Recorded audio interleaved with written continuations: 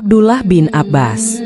Namanya mungkin tidak sefamiliar Abu Bakar atau Umar bin Khattab, tapi tahukah kamu, ia adalah ulama ahli tafsir pertama dalam sejarah Islam. Ilmunya luar biasa, doanya dikabulkan Nabi, dan pemikirannya jauh melampaui usianya.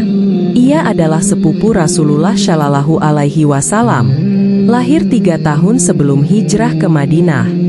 Saat Nabi wafat, usianya baru sekitar 13 tahun. Tapi jangan remehkan usianya yang muda, karena sejak kecil, ia sudah haus ilmu dan selalu berada di dekat Nabi. Suatu hari, saat Nabi sedang wudhu, Abdullah bin Abbas kecil datang membawa air. Rasul tersenyum, menerima air itu, lalu berdoa, "Ya Allah, berilah dia pemahaman dalam agama dan ajarkan dia tafsir Al-Quran." Doa ini bukan doa biasa. Ini adalah titik awal dari perjalanan panjang Abdullah bin Abbas menjadi lautan ilmu di kalangan sahabat. Ia dikenal rajin bertanya dan mencatat. Kalau satu hadis didengarnya dari satu sahabat, ia akan mencari sahabat lain yang mendengar hadis yang sama, hanya untuk memastikan kebenarannya. Bahkan ketika sahabat-sahabat lain lebih suka beristirahat siang, Abdullah muda justru keliling kota Madinah, mengetuk pintu rumah sahabat senior, belajar, dan mencatat. Pernah suatu hari, Abdullah bin Abbas duduk di depan rumah seorang sahabat besar, Abu Ayyub Al-Ansyari. Matahari terik, pasir panas, dan ia hanya menunggu sambil rebahan di pintu. Ketika Abu Ayyub keluar dan melihatnya, ia kaget. "Wahai sepupu Rasulullah, kenapa engkau tidak memanggilku masuk?" Abdullah menjawab, "Aku ingin ilmu, bukan kehormatan." Itulah semangatnya.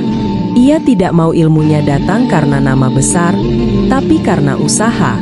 Seiring waktu, ilmunya makin dalam. Bahkan Umar bin Khattab, saat menjadi khalifah, sering mengajak Abdullah yang masih sangat muda untuk duduk bersama para sahabat senior. Awalnya banyak yang heran, kenapa anak muda ini duduk bersama kami? Tapi Umar hanya tersenyum dan ingin memberi pelajaran. Suatu kali, Umar bertanya pada mereka tentang makna surat An-Nashr. Para sahabat menjawab bahwa itu pertanda kemenangan Islam. Tapi Abdullah bin Abbas berkata, itu pertanda bahwa Rasulullah akan segera wafat, karena tugasnya sudah selesai. Umar terdiam, lalu berkata, itulah yang aku tahu juga. Sejak saat itu, para sahabat tahu, anak muda ini tidak biasa. Abdullah bin Abbas dikenal sebagai orang yang sangat dalam pemahamannya terhadap Al-Quran. Ia menafsirkan ayat tidak hanya dari teks, tapi juga dari konteks. Ia tahu kapan ayat itu turun, kenapa turun, dan kepada siapa ditujukan. Tafsirnya menjadi rujukan utama para ulama setelahnya.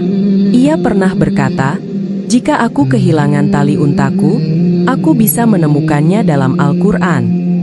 Bukan karena Al-Quran menyebut tali, tapi karena ia yakin, petunjuk hidup ada semua dalam ayat-ayat Allah. Meski begitu, ia tetap rendah hati. Saat orang-orang memanggilnya dengan gelar Habrul Ummah, tokoh intelektual umat, dan Turjumanul Quran, juru tafsir Al-Quran.